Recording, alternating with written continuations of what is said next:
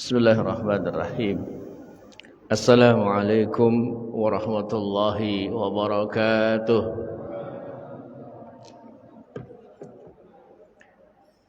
Alhamdulillah walhamdulillah thumma alhamdulillahilladzi khalaqal mauta wal hayata liyabluwakum ayyukum ahsanu amala. وهو العزيز الغفور أشهد أن لا إله إلا الله وحده لا شريك له وأشهد أن محمدا عبده ورسوله الذي لا نبي بعده اللهم فصل وسلم وبارك على نبينا محمد وعلى آله وأصحابه ومن تبعهم بإحسان إلى يوم الدين اللهم رب اشرح لي صدري ويسر لي أمري واحلل عقدة من لساني يفقهوا قولي أما بعد. Sahabat-sahabatku, saudara-saudaraku, para jamaah salat maghrib Masjid As-Salam Al-Jami' yang mudah-mudahan semuanya dirahmati, dimuliakan, diridhai serta dicintai Allah Subhanahu wa taala. Alhamdulillah, kudrah wal iradah Allah, kuasanya dan kehendaknya telah menghantarkan kita semua di awal malam hari ini. Awal malam yang penuh dengan rahmat, berkah, maghfirah, limpahan rahmat terlimpah curah untuk kita semua. Karena ternyata kita semua telah dihadirkan oleh Allah, dituntun, dibimbing dan ditempatkan di tempat yang mulia ini. Malam hari ini mudah-mudahan menjadi malam terbaik kita, malam yang penuh dengan amal saleh, malam yang penuh dengan kemuliaan, malam yang bisa menghantarkan kita kepada kebahagiaan, bukan kepada sengsara, bukan kepada celaka, bukan kepada neraka, tapi menghantarkan kita kepada surga. Saudara, disadari atau tidak, sebenarnya malam hari ini adalah malam penentuan. Kenapa Ustadz? Karena kita belum tentu bertemu dengan hari esok. Waktu kita hanya beberapa jam ke depan. Kalaulah kita tak sungguh-sungguh menjaga, bisa jadi waktu yang Allah berikan ini akan penuh dengan kesia-siaan. Kalaulah kita tidak sungguh-sungguh menjaga, bisa jadi waktu yang hanya beberapa jam ke depan sebelum kita tertidur, justru tak ada amal soleh yang kita kedepankan. Padahal begitu mahalnya waktu, begitu tak ternilainya sebuah kesempatan. Jikalau kesempatan datang, tak mungkin datang yang kedua kali. Begitulah kata pepatah mengatakan, kesempatan tak pernah datang dua kali. Biasanya begitu. Begitu pula 1 menit yang sudah lalu tak mungkin bisa hadir lagi. 1 jam yang sudah kita lewati tak mungkin bisa kembali lagi. Tapi malam hari ini dihadirkannya kita di sini, mari kita jadikan spesial momen. Setuju apa tidak nih? Kenapa Ustadz? Rugi banget kalau kita diberi kesempatan tapi tidak berbuah kebaikan, tak menghantarkan kita kepada kemuliaan, justru malah kerendahan dan kehinaan. Saudara, di saat kita dihadirkan di sini harusnya ada sebuah amal yang kita bangun. Yaitu apa? Amal saleh yang mengundang cinta Allah, yang mengundang rahmat Allah, yang mengundang ridho Allah. Dan amal saleh ini yang sekarang kita lakukan, yaitu apa? Kita hadir di masjid, selesai salat maghrib berjamaah, kita tunggu sampai waktu isya dengan melaksanakan thalabul ilmi. Maka setiap raga, setiap jiwa yang dihadirkan di sini ditahan oleh Allah, berbahagialah, bersukacitalah karena kita bagian dari kemuliaan tersebut. Halo, orang yang dihadirkan di sini punya kesempatan kelak dihadirkan di surga Allah Subhanahu wa taala. Kok bisa bilang begitu Ustaz? Karena mereka yang hadir di taman surga, dia punya kesempatan untuk hadir di surga yang sesungguhnya. Apa itu taman surga?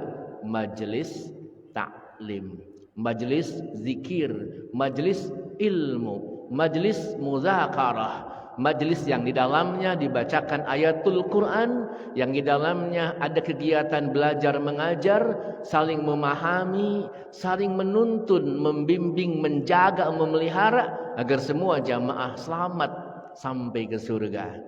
Itulah majelis yang disukai oleh Allah. Bukan majelis yang penuh dengan tawa dan canda, sehingga akhirnya lupa kepada Sang Maha Kuasa, lupa apa yang sedang ia perbuat, apa yang sedang ia perjuangkan. Padahal sesungguhnya kehidupan adalah perkara yang teramat sangat mahal, saudara. Begitu waktu habis, tidak akan pernah bisa datang kembali. Betul apa tidak? Udah berapa menit kita tinggal di sini? Setengah jam udah ada. Ya, udah lewat, nggak bisa datang lagi. Berarti sudah berkurang kesempatan kita. Ya, apalagi kalau kita tadi katakan malam ini malam yang baru bagi kita, belum pernah hadir di malam sebelumnya. Karena walaupun sama malamnya, malam Senin, tapi bisa jadi tanggalnya berbeda. Kalaupun tanggalnya sama, bisa jadi bulannya berbeda. Kalaupun bulannya berbeda, pasti bisa jadi tahunnya kebalik. Kalaupun bulannya sama, bisa jadi tahunnya berbeda. Betul apa tidak? Halo? Kalau kemarin bulan Safar 1446, sekarang bulan Safar 1447. Beda nggak bulannya? Bulannya sama, tahunnya yang berbeda. Masya Allah. Oleh karena itu, di saat dianugerahkan hari baru, malam baru, mari kita jaga dan kita jadikan ini adalah kesempatan yang teramat sangat mahal. Dan malam hari ini malam penentuan saya untuk selamat di kehidupan yang abadi. Saya mau tanya, kalau bapak-bapak sadar malam hari ini malam penentuan, kira-kira kita gegabah nggak hidup di malam hari ini? Ceroboh apa enggak? Enggak mungkin. Kita akan hitung. Jangan sampai ini malam penentuan akan merusak hasil dari ketetapan yang akan kita terima. Betul? Bola aja kemarin Thailand sama Indonesia, penentuan bukan itu. Sampai akhirnya adu penalti. Betul enggak? Halo? Babak pertama Indonesia kalah menang. Oh, 0-1 ya. Betul apa tidak? Kalah kita. Tapi menit ke-85, oh bisa menyamakan sukacita dan euforia. Padahal sedang melihat sebuah pertunjukan yang hakikatnya hanya permainan saja. Ada yang kalah dan ada yang menang. Itu biasa dalam hidup. Tapi kehidupan di akhirat, sesuatu yang harus kita perjuangkan dan wajib kita menang. Menang di akhirat sampai ke surga Allah Subhanahu wa taala. Betul apa tidak nih? Malam hari ini saya ingin mengajak bagaimana supaya kita sampai ke surga. Ustadz udah sampai ke surga? Belum. Kita masih di sini. Tapi ada petunjuk yang menghantarkan kita ke surga. Petunjuk dari mana? Petunjuk dari Al-Qur'an. Ada teladan yang mencontohkan kita untuk hadir ke surga, sampai ke surga. Teladan dari baginda Nabi Muhammad sallallahu alaihi wasallam. Ada sang pembela, sang penolong, sang pelindung yang Allah siapkan untuk sampai ke surga. Apa itu? Al-Qur'anul Karim. Maka sebelum kita panjang lebar, saya ingin mengajak, mari kita hadirkan dulu nih. Hadirkan apa Ustadz? Hadirkan rasa bangga saya sebagai seorang Muslim. Hadirkan rasa bangga saya sebagai seorang mukmin. Sehingga muaranya apa Ustadz? Kalau Anda bangga sebagai seorang Muslim, mukmin, Anda akan bangga punya Tuhan Allah. Maaf, banyak saat ini orang yang gak bangga dengan Tuhannya. Disuruh sama Tuhannya masih gak mau, masih malas. Ada gak yang begitu? Berarti dia gak bangga punya Tuhan Allah. Ada yang sampai saat ini dari pagi sampai jam segini belum baca Al-Quran. Berarti dia gak bangga punya Al-Quran. Padahal Quran itu penolong. Quran ini pembela. Quran yang sekarang rapi di rak-rak buku, di rak kitab tadi. Ya, saat ini memang tinggal diam, tidak bisa bergerak. Tapi ingat, Siapa yang menghidupkan Al-Quran di muka bumi, dia baca dari Al-Fatihah sampai An-Nas, ya, dibuka dengan Al-Fatihah pembukaan dan sampai surat terakhir surah An-Nas, surah manusia. Artinya Anda selesai membaca Al-Quran dari awal sampai akhir, sempurnalah Anda menjadi manusia sebagaimana yang ditulis dalam surah An-Nas. Halo, sampai sini paham tidak kira-kira? Saudara, Quran sekarang diam saja, tapi nanti di yaumil qiyamah Quran akan datang. Ya'ti yaumal qiyamah syafi'an li ashabi. Datang Quran di yaumil qiyamah memberikan syafaat. Saya mau tanya, tidakkah kita tertarik untuk ada yang melindungi kita, yang menolong kita, yang menjaga kita, bahkan yang menuntun kita kelak di akhirat? Kesempatan itu hadir malam hari ini. Benar apa tidak nih? Halo? Halo? Benar apa enggak? Oleh karena itu bagi teman-teman yang sudah bisa baca Al-Quran, jangan pernah pejamkan matamu sebelum dirimu membaca Al-Quran. Karena dirimu akan pindah ke sebuah dimensi. Dari dimensi sadar ke dimensi tidak sadar.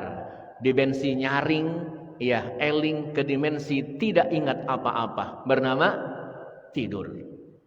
Sebelum itu terjadi, jangan lepaskan mata ini, jangan pejamkan mata ini, kecuali memandang yang diridhoi oleh Allah. Memandang yang diridhoi banyak, Pak. Memandang istri penuh cinta, diridhoi itu. Masya Allah. Mandang suami, ibu-ibu di belakang penuh kasih dan sayang, diridhoi. Masih ada orang tua, mandang wajah orang tua, itu pandangan yang diridhoi. Kita punya guru, mandang wajah guru, itu juga sama, pandangan yang diridhoi. Halo? Halo? Ketika Anda takzim kepada guru, Anda takzim dengan Nabi. Anda hormat kepada ulama, Anda hormat kepada Nabi. Anda duduk bersama ulama, Anda duduk bersama Nabi. Ya, makanya nggak aneh sebagian orang terkadang suka melihat. Kenapa? Karena ketika orang memandang wajah orang soleh, tahu nggak Pak? Ciri orang soleh itu apa? Kalau dipandang, dia mengingatkan dirinya kepada Allah. Itu orang soleh. Kalau dipandang, rasanya termotivasi untuk berbuat kebaikan. Itu namanya aura orang soleh. Tapi saya memandang dia justru malah nggak semangat, Ustaz. Berarti dia bukan orang soleh. Karena energinya tidak sampai, gitu ya. Masya Allah. Hello, sampai sini paham? Jadi saya ulangi lagi nih. Kalau tadi memandang yang paling Allah sukai sebelum tidur adalah memandang Al-Quran, mushaf Al-Quran. Itu pun pandangan yang baik sebelum kita terpejam. Ya, halo, jangan ini mah udah ngantuk banget langsung boro-boro wudu dulu langsung guprak tidur. Nggak sesuai sunnah banget sih. Ya. Kalau kita nggak hidup cara Nabi, terus mau cara siapa? Halo, kita harus paham. Maka munculkan rasa bangga kita sebagai seorang Muslim, seorang mukmin. Kesana muaranya kita bangga punya Al-Quran, karena Quran akan menjadi penolong kita. Kalau sekarang Bapak dengerin baca atau membacanya langsung, tapi Quran nanti justru akan menuntun kita, menghantarkan kita ke surga. Mau Pak? Bu? Bu? Mau dihantarkan ke surga oleh Quran? Sekarang sering baca. Ustaz, saya mampu sehari 1 halaman, nggak apa-apa, yang penting istiqomah. Tapi jangan halaman yang sama terus. Ini halaman 1, mentang-mentang 1 halaman, besok halaman 1 lagi, besok halaman 1 lagi, enggak ningkat-ningkat. Halaman 1 adalah Al-Fatihah, benar? Bacanya itu terus. Naikin ke halaman keduanya Al-Baqarah, begitu. Iya, Masya Allah. Naikin halaman berikutnya. Nah, kenapa? Hidupkan Al-Quran secara utuh, minimal dalam baca. Karena bacaanmu yang sempurna dari awal sampai akhir, Anda berhasil menghidupkan Al-Quran. Maka Al-Quran akan hidup menolong Anda kelak di akhirat. Halo, Bangga dengan Quran kita. Cirinya orang bangga dengan Quran, senang sama Quran, dia punya waktu untuk membaca Al-Quran. Ada enggak yang hadir di sini yang enggak punya waktu buat baca Al-Quran? Saya mah sibuk Ustadz, sibuk banget. Sampai saya enggak punya waktu buat baca Al-Quran. Tapi kalau buat waca WA grup mah, oh ada banyak waktunya. Ya, buat waca TikTok ada waktunya. Buat baca Instagram ada waktunya. Kenapa buat baca Al-Quran tidak ada waktunya? Berarti sebenarnya kita telah tertipu oleh pikiran kita terhadap kehidupan ini. Halo. Jadi bangga kita sebagai seorang muslim? Bangga enggak nih?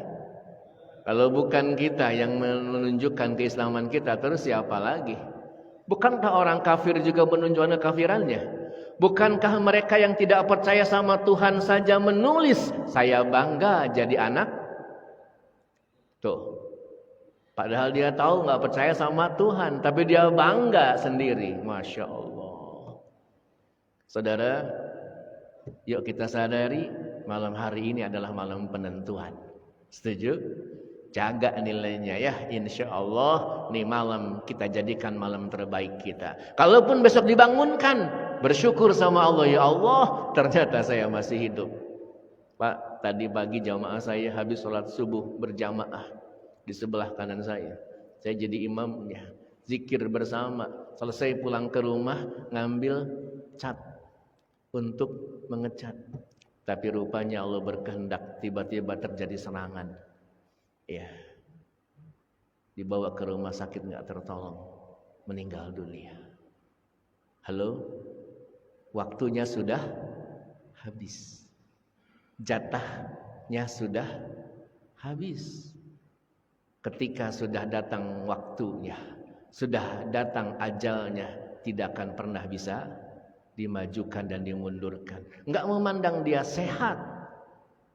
Padahal nggak ada gejala sakit, nggak memandang dia kaya, dia miskin, dia penguasa. Kalau waktunya tiba pasti selesai.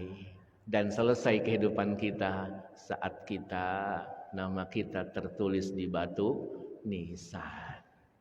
Nah, untuk itu tugas kita yang sekarang Allah hadirkan kita masih sehat, masih kuat nih malam, masih punya kesempatan, kita maksimalkan. Bagaimana supaya sampai ke surga Allah. Untuk itu kita dengarkan ayat Al-Quran yang akan dibaca oleh Ustaz Jamal. Surahnya surah Ali Imran ayat yang ke-133, 134. Ya. Silakan Bapak Ibu dibuka Qurannya. Ya. Surah ini sering dibaca dan juga kita sering kali menghafalnya. Taib. Tafadhol Ustaz.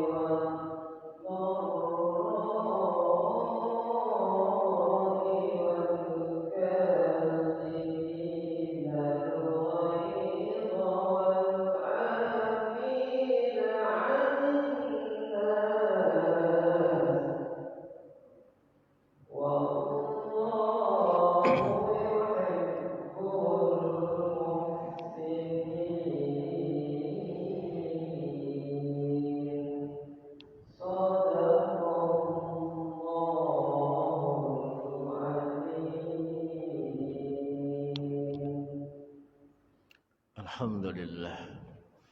Bagaimana rasanya mendengar lantunan Al-Quran? Rasanya begitu indah, begitu nyaman. Saudara, yang barusan dibaca itu firman Allah, itu kalam suci, itu firman Tuhan kita. Ketika dibaca, bukan hitungannya per ayat, bukan per kalimat, bukan per kata, tapi hitungannya adalah per huruf. Kenapa Ustadz begitu besar, begitu mahal? Karena memang Quran memiliki keistimewaan yang luar biasa. Keistimewaan yang tidak dimiliki oleh kalam yang lain. Cara keluarnya salah, maka bukan Al-Quran. Cara yang dilafazkannya salah, maka bukan jadi firman Tuhan. Karena maknanya menjadi berubah. Oleh karena itu beruntung bagi mereka yang terus-menerus belajar untuk membaca Al-Quranul Karim. Kemudian dia membacanya dengan baik, maka mendapatkan keutamaan tersendiri. Ketika ia baca Al-Quran, ia sedang membaca mukjizat kehidupan. Jadi yang Anda baca sebenarnya adalah mukjizat kehidupan yang bisa merubah kehidupan Anda. Iya, yang bisa merubah dunia Anda. Tapi banyak orang yang tidak tertarik. Kenapa? Karena pikirannya dibelenggu oleh perkara-perkara yang rendah dan hina. Apa itu? Perkara dunia. Kenapa Ustaz dibilang rendah dan hina? Karena sehebat apapun Anda miliki tentang dunia, mau kaya raya, mau luar biasa, toh ujungnya Anda akan masuk ke liang kubur. Tinggalin semuanya. Betul apa tidak? وَسَارِعُوا إِلَى مَغْفِرَةٍ مِّن رَّبِّكُمْ وَجَنَّةٍ. Bersegeralah kalian semua untuk menuju pengampunan Tuhan kalian. Wajannah, dan surga. Jadi nggak main-main teman-teman, sahabat-sahabat, para jamaah. Menuju pengampunan Allah itu tidak santai. Ya. Tapi bersegera. Kenapa? Anda berpacu dengan waktu. Waktu terus bergeser. Ya, ingat kesempatan kita hidup sama. Ya, orang yang menjadi kekasih Allah 24 jam hidupnya sehari semalam. Yang menjadi kekasih setan juga 24 jam. Ahlul jannah hidupnya 24 jam. Ahlul nar juga sama-sama hidupnya 24 jam. Mereka berpacu dengan waktu, mengisi dengan amal terbaiknya. Halo, ada pesan di sini. Ayo bersegera. Ya, makanya kalau saya ingin ngajak teman-teman berubah, kalau awalnya bapak-bapak, ibu-ibu datang ke masjid pas dengar suara qomat, sekarang kita rubah. Tunjukkan kesegeraan Anda, sari Anda dengan cara bagaimana? Saya datang ke masjid setelah selesai azan. Halo? Halo? Apa bukti Anda bersungguh-sungguh bersegera meraih pengampunan dan surga Allah? Harus kita tunjukkan di hadapan Allah. Arduhas samawati wal ar.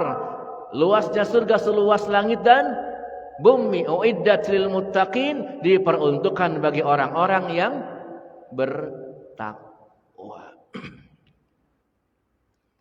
Ustaz, siapa orang-orang yang bertakwa?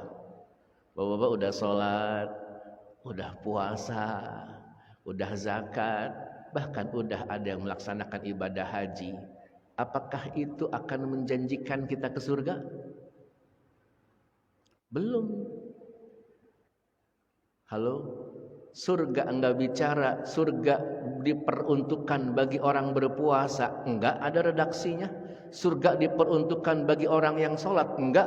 Semua amal puasa, salat, zakat, termasuk ibadah haji, itu semua amal soleh yang akan menghantarkan dia menjelma menjadi orang yang bertakwa. Halo? Itu adalah bridge, jembatan. Melalui itu Anda akan jadi orang bertakwa. Ustadz, orang bertakwa sudah pasti dong sholat ya, seperti bapak-bapak ibu-ibu sekarang. puasa juga iya, zakat juga iya, ya. Halo, bisa jadi ke haji juga iya.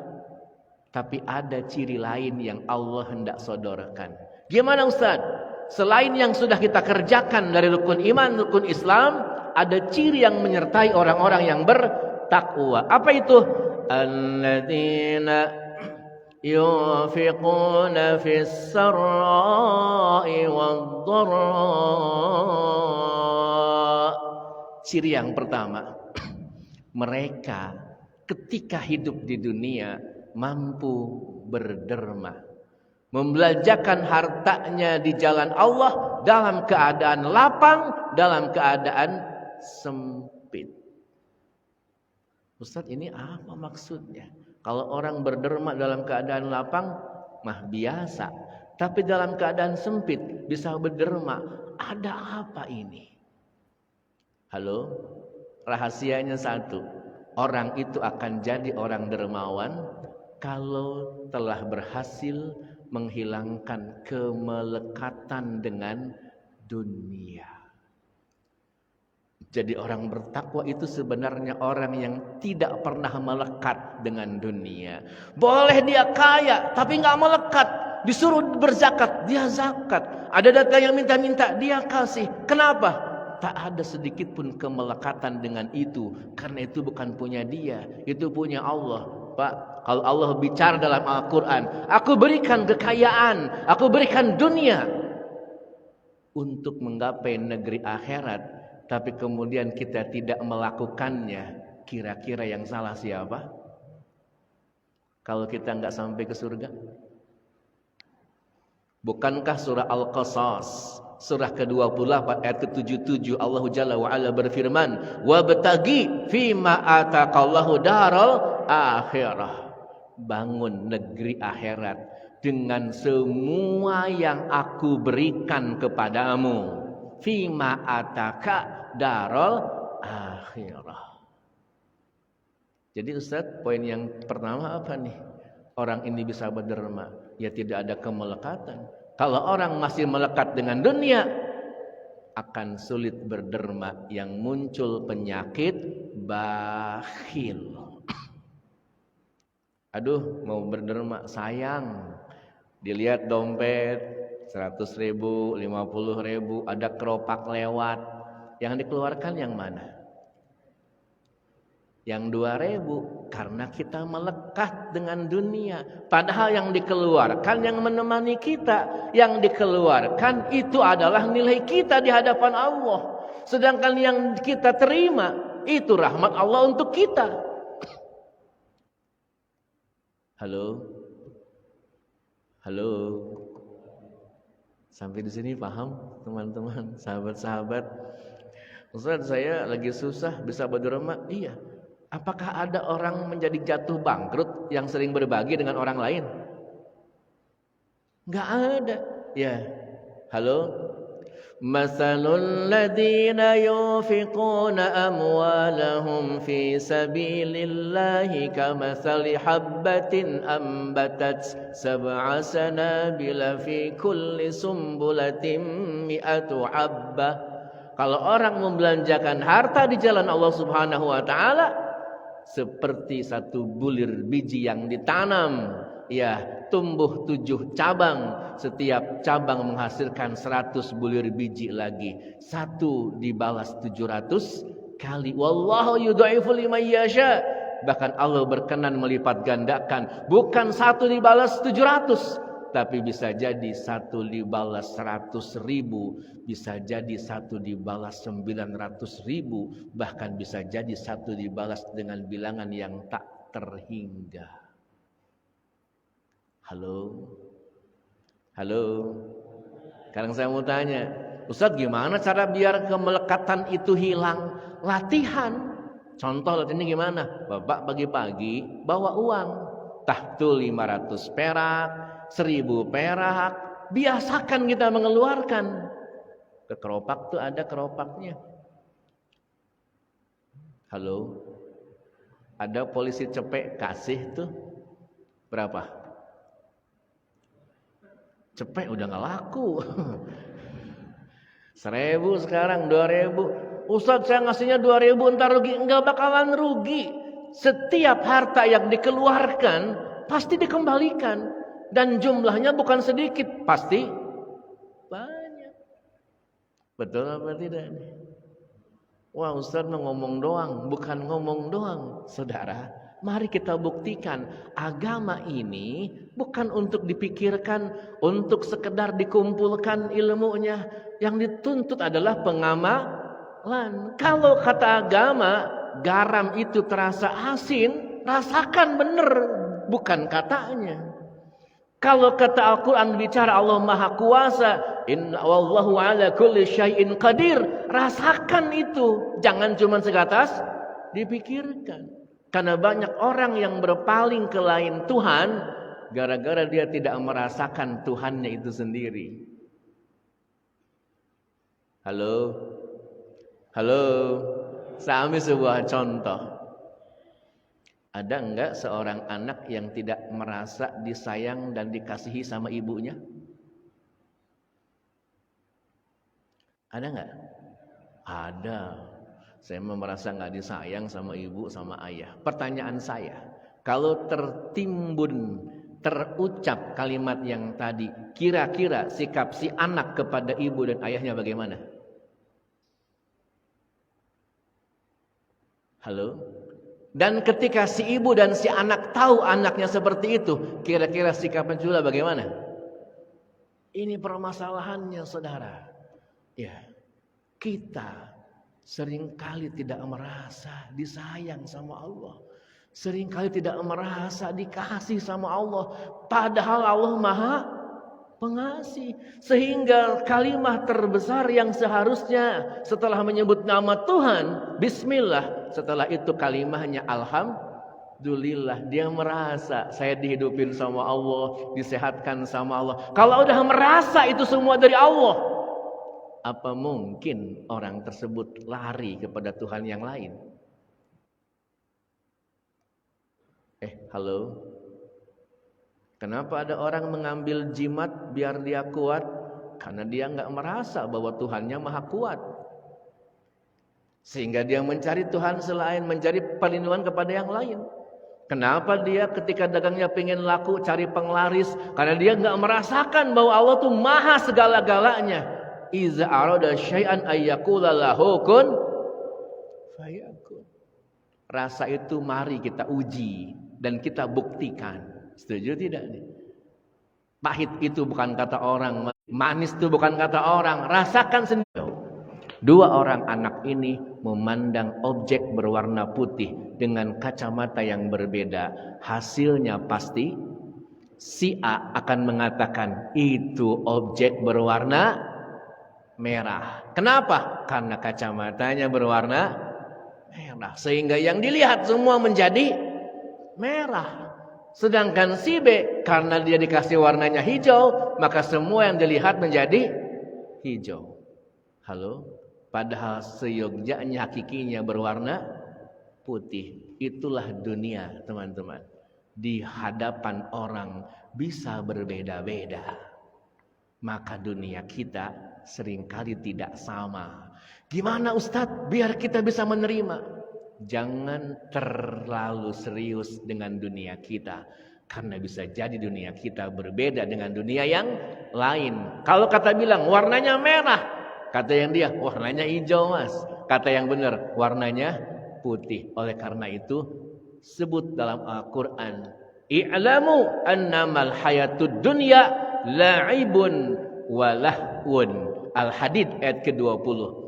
Ketahui kehidupan dunia hanyalah senda gurau dan permainan saja. Tapi yang benar bukan dunia yang sesungguhnya, tapi kehidupan di akhirat. Supaya sampai ke surga tadi gimana Ustaz? Lepaskan atau kemelekatan dengan dunia ini. Ini punya Allah, ini juga punya Allah. Allah meminta, sudahlah, diambil silahkan. Kenapa? Harta hanya titipan. Waktu adalah pinjaman. Kalau saya harus mengembalikannya, sudah selesai waktu saya. berarti tugas saya hidup di dunia telah selesai. Bapak nanti mau istirahat di barzah apa mau capek di barzah? Kalau mau istirahat, Anda melihat taman surga. Kalau mau capek, Anda melihat api neraka. Maka jadikan barzah tempat peristirahatan kita. Memindah melihat indahnya surga justru bukan awal dari capek kita. Dia gerabak gerubuk karena lihat neraka, ngebayangin siksa, akhirnya tak bahagia dan dia sengsara selama-lamanya di hadapan mata sudah menanti. Kira-kira gimana perasaannya di situ? Nyesel, nyesek dan luar biasa. Nauzubillahi min zalik. Poin yang kedua, supaya kita bisa sampai ke surga setelah kemelekatan dengan dunia. Saya bicara ini bukan berarti Anda nggak boleh kaya ya Pak. Silahkan kaya, tapi sadari itu bukan punya Anda, hanya titipan belaka. Yang kedua adalah wal kaziminal ghaiza. Orang yang akan sampai ke surga, menjelma menjadi insan yang muttaqin adalah mereka yang bisa menahan amarahnya. Halo? Yang bisa mengendalikan emosionalnya. Emosional itu rasa. Maka ada cara pengendalian rasa disebut dengan emotional quotient. Ya, kemampuan untuk pengendalian emosionalnya. Halo?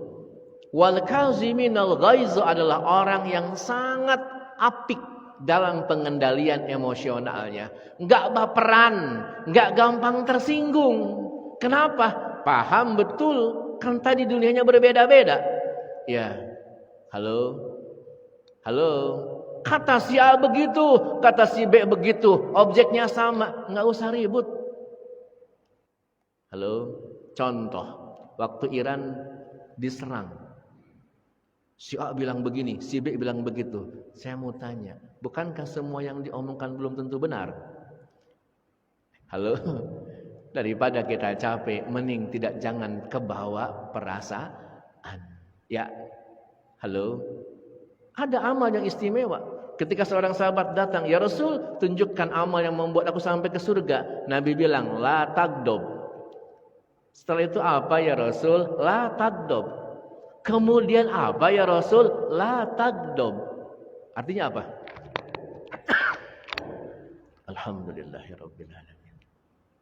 Yadikum wa huslihu balakum. Nabi sampai bicara 3 kali, kemudian walakal jannah. La tagdob walakal jannah. Jangan marah. Kamu akan masuk ke dalam surga.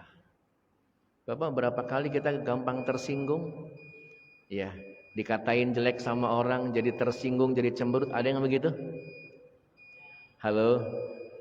Bersentuhan dengan orang, merasa ingin dihargai. Saudara, orang yang gampang baperan, itu biasanya mereka yang belum bisa mengendalikan egonya.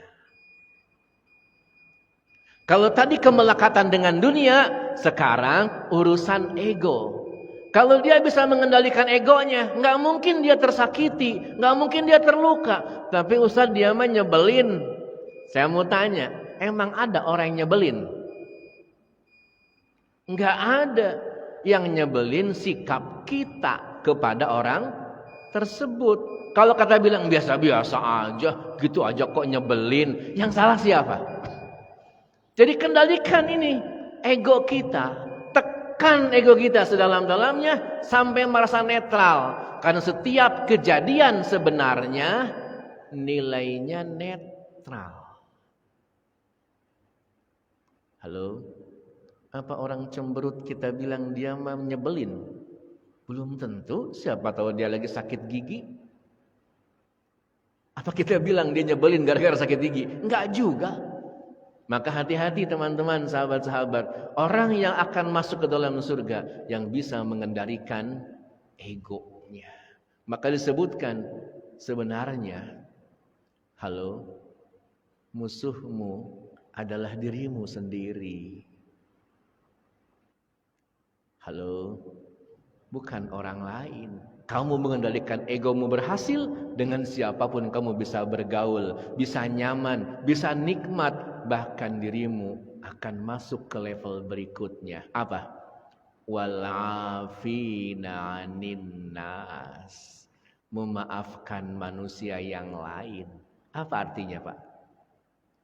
Dirinya merasakan orang lain, sehingga dia menganggap orang lain adalah dirinya sendiri.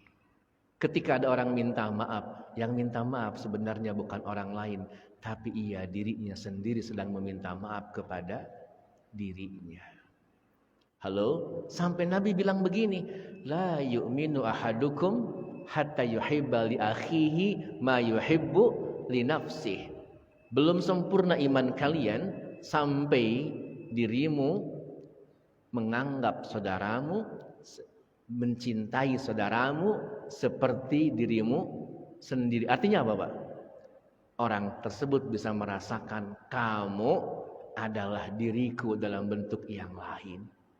Ketika dirimu berbuat salah dan minta maaf, sesungguhnya aku sedang memaafkan diriku sendiri. Kalau aku tidak memaafkan, sebenarnya Anda sedang tidak memaafkan diri Anda sendiri.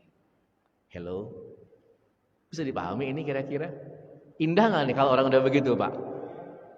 Ustaz minta maaf, udah tak maafin. Enggak usah minta maaf juga, saya maafkan. Kenapa? Saya paham betul bahwa bisa jadi sikap buruk orang kepada saya adalah cerminan diri saya sendiri. Kenapa dia bersifat jahat sama saya? Hei, itu kejahatanmu di waktu dulu yang sekarang kembali kepada Anda. Betul? Contoh, ini ada orang lagi nyium hajar aswad, Pak. Begitu nyium hajar aswad, dijedotin tuh sama orang hitam gede. Tuh sampai jontor, sampai pulang masih bengep. Begitu dia pulang sadar, oh iya, saya dulu pernah melempari orang miskin dengan uang koin dan sampai jontor bibirnya. Itu kembali kepada kita. Jadi kalau ada orang yang nyebelin, yang gak baik sama kita, ingat itu cermin Anda yang sedang mantul kepada diri kita sendiri. Kalau kita gak memaafkan, sama dengan Anda tidak memaafkan diri Anda sendiri. Paham sampai di sini? Halo? Kemelekatan kita buang, kendalikan ego kita, dan rasakan bahwa semua orang itu adalah diri kita sendiri, sehingga kita bisa memakluminya. 3 poin sudah menjadikan Anda punya kesempatan masuk surga. Masih banyak nih, ada 6 poin sebenarnya.